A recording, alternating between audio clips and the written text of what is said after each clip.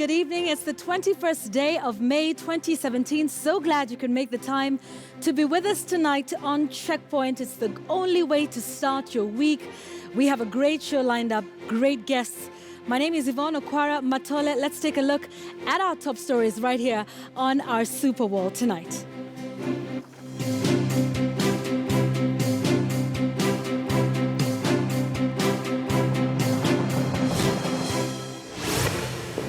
Any speculation is actually very unfounded. My name went forth as a presidential candidate.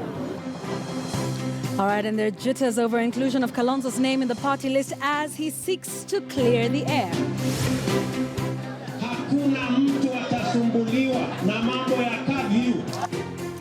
DP Ruto visits Mandera County and says the government will review the curfew during Ramadan.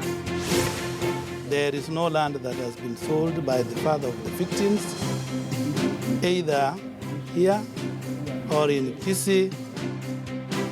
And the family whose 3 children were killed in Eldoret denies reports of a family feud over land. Also tonight, a pupil drops out of school due to a strange disease that has him incapacitated. And we have that and much more on the show tonight, including our fact check segment.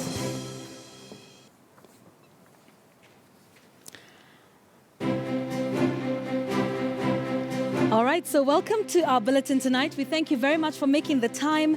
Our sign language interpreter tonight is Meresha Owiti. We will be taking a look at the statements that were made by Deputy President William Ruto in a recent television interview. Alphonse Shundu from Africa Check will be joining me. We'll also have a discussion. Jeanette Mohammed joins our able panelists tonight to discuss a number of issues that NASA claims to have with the electoral management body, with just 78 days to go to the August poll. Let's start off with our top stories tonight, though. And Kalonzo Musyoka has defended his listing by the IEBC as a presidential candidate, saying he was endorsed by his party as is procedural, even in view of a coalition arrangement. He spoke as NASA presidential candidate Raila Odinga dismissed as sheer propaganda queries over that IEBC record. Raila says it is premature to compile a presidential and running mates list before the presentation of nomination papers by presidential candidates next Sunday. Rita Tinina reports.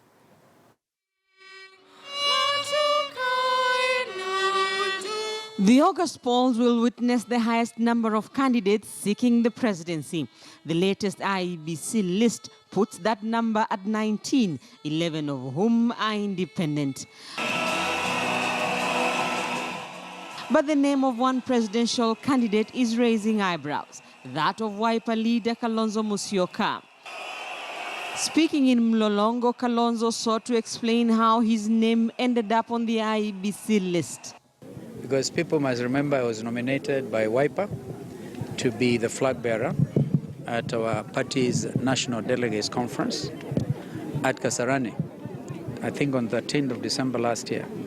Then the National Elections Board gave me my certificate. That is the reason my name went forth as a presidential candidate.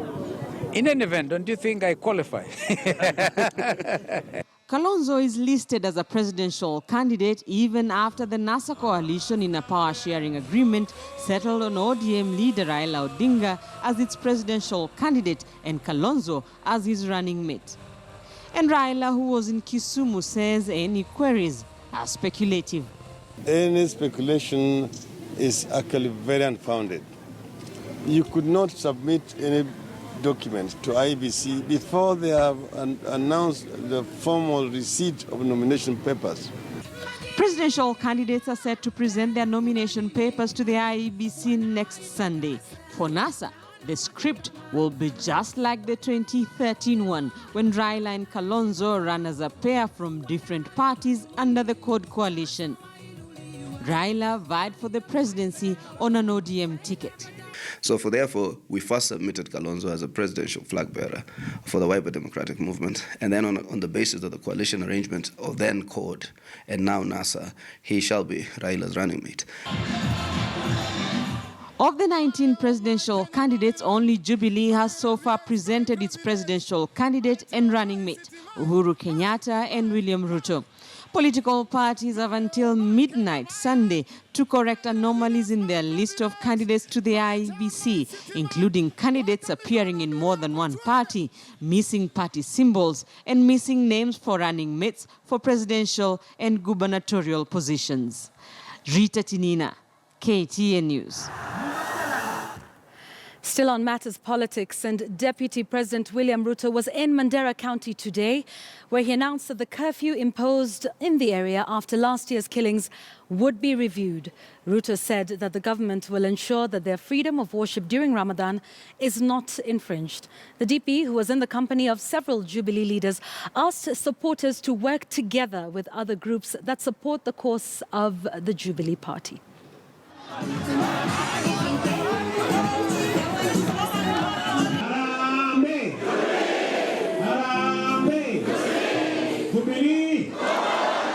Jubilee. Na mimi nataka niwahakikishie kama serikali ya Kenya tutahakikisha ya kwamba hakuna mtu atasumbuliwa na mambo ya curfew wakati wa mwezi mtukufu wa Ramadhani. Tofauti kati ya Jubilee na watu wa NASA ni kama usiku na mchana. They believe in the politics of power sharing and about positions. We believe in the politics of empowerment that will give every young person a job in this country and give everybody an opportunity. The National Super Alliance insists it will boycott the August election should the appellate court overturn a High Court finding that presidential results announced at the constituency are final. The electoral body IEBC appealed the ruling, insisting it has the powers to verify the results at the National Tallying Centre. And so tonight on Spotlight 2017, political affairs reporter Murimi Mwangi interrogates why the High Court ruling and the subsequent IEBC appeal have attracted such immense political interest. And he also explains why vote tallying is such a critical matter for the two top presidential contenders.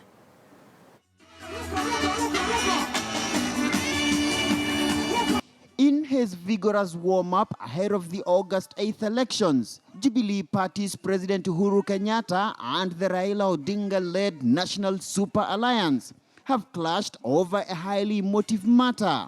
Ile appeal wamepeleka kwa mahakama ambayo jaji mkuu anatarajiwa aweke pamoja na Peace Board. Tunawauliza kama wananasa waondoe mara moja. Kama mahakama itabadilisha hiyo sheria, hakuna uchaguzi Kenya. Omba kura kwa njia ya kusema utawatendea Wakenya nini, lakini sio kwa njia ya kutisha wenzako. A standoff originating from the April 7th verdict by High Court judges Weldon Korir, Aggrem Chelule and Checha Mwita that presidential results declared by a constituency returning officer are final and can only be questioned by the election court, in this case, the Supreme Court. But the Kenyan electoral body IEBC challenged the ruling before the Court of Appeal, insisting that it has a mandate to audit, approve, or disapprove and to check for errors after receiving presidential results from the 290 constituency returning officers. The appeal is due for hearing on the 6th and the 7th of June. The judiciary, the judges and the magistrates understand their role. They will decide cases on the facts and the law, on the basis of the facts presented before them and the law. But it is unfortunate that IEBC, instead of keeping to its narrow path, has made a determination on its part to be dictated to what to mount legal challenges over. No political leader or any citizen can be denied, or any institution can be denied the right to go to the courts. So by telling IEBC withdraw, court is trying to intimidate, blackmail IEBC. Asante sana. Anakabidhiwa In 2013, Kenyatta lifted the presidential trophy at round 1 after exceeding 50% of the votes cast by a meager 0.07%. This translating to about 8,000 votes. And the political interest drawn to the case initially filed at the High Court by civil activists Maina Kiai, Helef Khalifa and Tirop Kitur somewhat illustrates the deep suspicion that exists between the camps of the two top presidential contenders ahead of the highly anticipated Kenyatta-Odinga August 8th rematch. We know what they're doing. They're putting a tallying center somewhere in Tanzania. They want to hack into the IEBC system. They want to post results which are fake. I'm sure IEBC is prepared for them, and us as their competitors, we are prepared for them. This is the only opposition in the world that has been accused by a sitting government of having the capacity to rig. That's stories of Bunwasi. You never hear them in any democracy, absolutely. So I think we must take the allegations by the majority leader with a pinch of salt. By 6th June, when the appellate court is slated to hear the IEBC appeal, it will be exactly 61 days to the polls. Analysts argue that a subsequent appeal at the Supreme Court is highly inevitable, given the high political stakes on both sides of the case. And some observers are warning that the verbal crossfire currently being directed at the courts over the IEBC appeal could be unhealthy, given that only the Supreme Court can hear any presidential election petition filed after the August elections. We should stop hearing this noise from NASA that all decisions or certain decisions must go their way. It's the hate of, I think, undemocratic practices. As Chief Justice, I'm not going to respond every time to statements made by anybody in the public, especially as we go to the campaign period. With a separate petition by NASA also pending before the High Court challenging IEBC's recent reshuffle of constituency returning officers, the judiciary will no doubt remain longer on the political discourse as the 2017 campaigns intensify. Muremi Mwangi, KTN News in Nairobi. All right, let's focus on some politics in the capital now. Nairobi Governor Evans Kidero has dismissed the re-entry of Peter Kenneth into the gubernatorial race. He says he is confident of winning against Kenneth, as well as Nairobi Senator Mike Mbuvi Sonko. He was speaking during a meeting with Muslim businessmen at the Sir Ali Muslim Club in Nairobi. Meanwhile, Kidero has also said that the recent outbreak of cholera within the city has been fully contained. He said his officers are on the ground and that no new case has been reported over the last 4 days. We've made our health facilities in the areas where we thought it could have been, because this cholera seems to have been brought in for people who came into a wedding. We've followed them where they are, and even the people who serve the food where we placed people under quarantine. And I'm sure you've heard in the last 4 days, there hasn't been another cholera case reported. We are highly on alert. The family of James Ratemo Nyambane, an aspiring member of County Assembly in Kapsoya, has denied that a family feud over property was the lead cause to the chilling killings of his 3 children.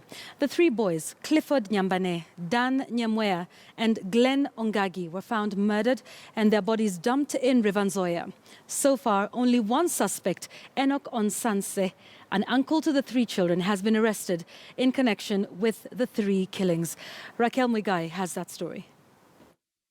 It is the horrifying killings of 3 young children that have not only shaken James Ratemo's family, but the entire nation, with questions lingering on why such cruelty could visit the innocent children.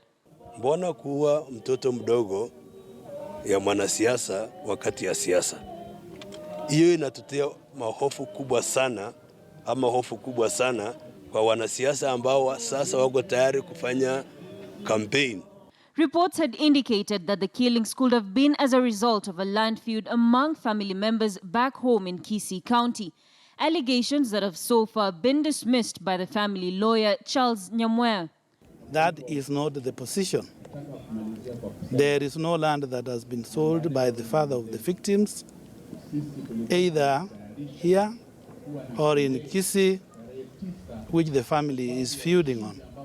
Clifford Nyambani, aged 6, Dan Nyomwea, aged 5, and Glenn Ongagi, aged 3, went missing on Saturday, 13th May. The three had left home for Elderville SDA Church, but never returned home as expected. A situation that worried their parents, who later put up posters asking for their whereabouts. And just a week later, their bodies were discovered floating in River Nzoia. Tunataka serikali waweze kutuhakikishia usalama wetu kama wanasiasa na familia zetu, sababu tunaona ya kwamba tunaelekea mahali tofauti. The family is now appealing to the public to offer any information to the police that could help narrow down the suspects. So far, plans on conducting the post-mortems and the date of the burial are still underway. Raquel Muigai, KTN News. Residents of Bomariba Keboye village in Kisii County are yet to come to terms with a strange illness that has befallen a 15-year-old boy. The boy has 2 huge gaping wounds on both thighs, which have left him grounded and unable to put on clothes for the last 3 months. And as Fred Muturi reports, the boy has now dropped out of school. It's a story of a family that has sold all their land just to make sure Enoch Matieka, their third born, is treated of the bizarre illness. Itode kwanza naambiwa leta madawa. Madawa ndio nimenunua, sina mwelekeo, pesa imeisha, nimeuza kila kitu, sina chochote. Usaidizi sina. According to the family, Enoch grew up an active, happy child. But 13 years later, he started having difficulties in walking. One day he rose up to walk only for him to fall down, never to rise again. Na hiyo nyakati kukua imeonekana hii shida yenye imekuja. Hiyo shida sasa imekuja kuanzia vile amelala hivi. Amelala tu miezi 2. Miezi 3. The soft-spoken 15-year-old is now out of school. He relies on his siblings to move in and out of their house. Mimi nataka nisaidiwe usaidizi wa kuponyezwa. His parents took him to the Kisii Teaching and Referral Hospital and later to the Moi Teaching and Referral Hospital in Eldoret for further treatment. They were unable to afford treatment and therefore dumped him at home. Nikashindwa penye nitatoa hiyo milioni 2 wapi, na sina hata juu hapa nje tu penye niko nayo. Hapa ndio nimefika, kuanzia hapo chini vile mmetokea kwa barabara, hapo ndio niliuza. Serikali wale ambao wako sahihi, ambao wale MCA, naomba uhuru, naomba msaidizi yake mahali wataweza. Members of the family were shocked 3 months ago when a huge pound of flesh came off on both of Enoch's hips, leaving some bones exposed. Kumweka na sari ya nyuki, vile amekaa hivi na vile amelala hivi, na muoshanga tu na maji na chumvi peke yake, sina chochote. Ukweli wa mambo, samba sina, ndio hii kidogo. Nikauza mali nilikuwa naye, nikashughulikia mtoto, hakuna cha kupona. It's hope against hope as the family awaits any assistance that could once again put their child upstanding and running. Fred Muturi, KTN News, Kisii. Welcome back. Let's now take a look at our fact check segment today. And of course, it's all about the big conversation that was had. The Deputy President William Ruto had a conversation on a television interview. And of course, the issue that is plaguing the country right now, the high cost of living, particularly the cost of maize flour, came up in that one. So let's bring in our Alphonse Shundu, who's the Kenya editor for Africa Check. He joins us every single week right here. So let's take a quick look at our super wall so that we can take a look at that statement that was made before we play it to you. This is what he said in that television interview. It was all about duty waiver. Remember, there's been this huge debate over just how long it took for the maize to come from Mexico, was it South Africa, all the way till here? Was it 3 days? A lot was said about it. Now, this is what he said. This is a specific claim we're going to check out tonight. The duty waiver was made in April. We actually asked importers to import maize from as early as 1 month ago. This is the claim that we're checking, but let's hear it from the horse's mouth, so to speak. We announced duty waiver 1 month ago. The duty waiver was made in April. So any serious, and we actually asked importers to import maize from as early as 1 month ago. Okay, so this one has got a lot of people talking. Alphonse is here with me, so let's take a look at the next one and see whether this was in fact true. Alphonse, you can take us through this, yes? We first heard of this importation of maize during the budget speech. Yes, on right? March 30th. We first heard about it when, on March 23rd, when the Cabinet Secretary for Agriculture approached the Treasury. And he said they are negotiating with the Treasury to get yellow maize for animal feeds. Then come budget day on March 30th, that's when Rotich made this statement. He said, okay, for the next 4 months, until July, people can import white maize. Right. And until August, people are free to, at least 22 companies were allowed to import yellow maize. Okay. Yes, and it's after this that he went ahead, okay, and like formalized it through a gazette notice. Through a gazette notice. So let's take a look at the next one for that one. Now this is what happened on the 13th of April. That's what you're referring to, the gazette notice, yes? Yes. All right. And just so that we clear this up, this is gazette notice number? 3575. Good. All right. So he published this allowing those 22 companies you're talking about to bring in yellow maize, which was strictly for animal feed, but also to import white maize for human consumption. Yes, any person was allowed to import white maize. And in this gazette notice, Rotich gave the conditions for people to meet. There was an element of the moisture content in the maize, aflatoxin, the clearance by the Kenya Bureau of Standards, and for the animal feeds, there was a condition that as soon as the main maize lands in Mombasa, it is transferred directly to the factories. Okay. But that condition wasn't on the white maize. Right. Yes. Okay. So, therefore, we come to the verdict of this. So, with that specific, or do you want to add something? Yes. Before you go to the verdict, you remember KRA on May.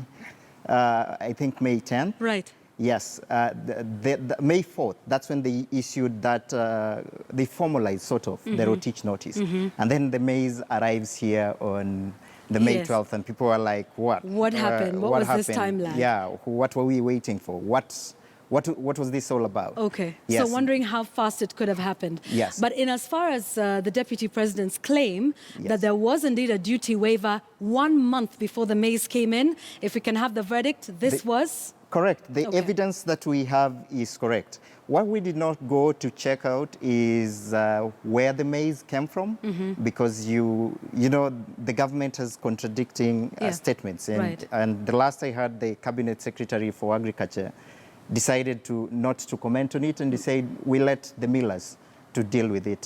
So we're not commenting. But and to be fair, also in this interview, he was asked, repeatedly about who imported the maize. He declined to answer that question. Yes. About which milling company and why the government would be receiving this maize and not the private miller that imported it.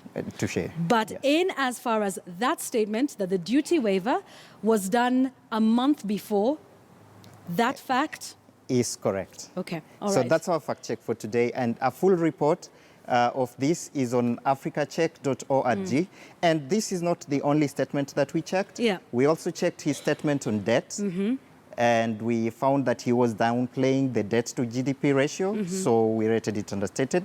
So we also checked his statement that Jubilee government had connected 6 million people to the national grid. That electricity one, yeah. We've taken a look at that as well without previous statements. Yes. Yes. And that was also on the police. On the police ratio. The police to population ratio. Yes. Okay. So all that is on our website. The report, the full report is there, and you can check it and assess it and see if he told you the truth or... Okay, so today, can we have that nice little ringing verdict? The Deputy President, William Ruto, on the importation duty waiver on maize was, if we can have that right now, would be great. There we go. It's fact. So, Like we said, it was a wide-ranging interview conversation he had. The rest of the details are on africacheck.org. We thank you, Shundu, for always joining us. Alphonse Shundu, everyone, the Kenya editor for Africa Check.